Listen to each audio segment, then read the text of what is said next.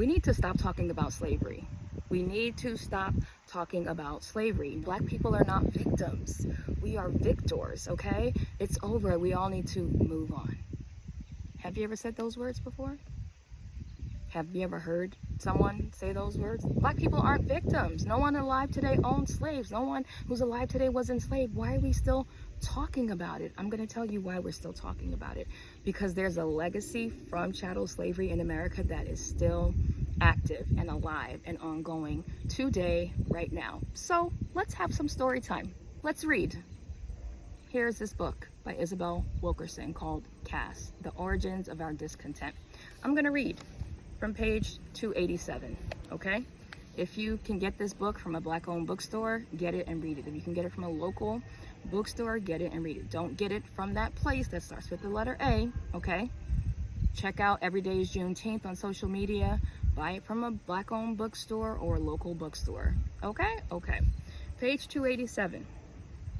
It says, years before, in 2015, 9 Black parishioners were massacred in a Charleston church, and the families of the victims almost immediately extended forgiveness to the unrepentant white killer of their loved ones.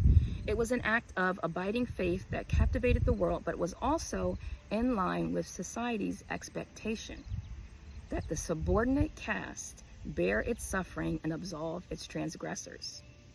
White people embrace narratives about forgiveness, wrote the essayist and author Roxane Gay after the massacre. So they can pretend the world is a fairer place than it actually is, and that racism is merely a vestige of a painful past instead of this indelible part of our present. The act of forgiveness seems a silent clause in a one-sided contract between the subordinate and the dominant. Black people forgive because we need to survive, Gay wrote.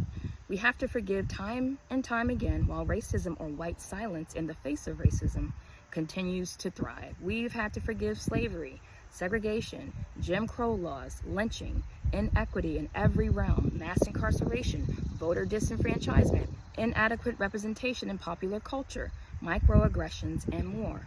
We forgive and forgive and forgive, and those who trespass against us continue to trespass against us. One cannot live in a caste system and breathe its air without absorbing the message of caste supremacy.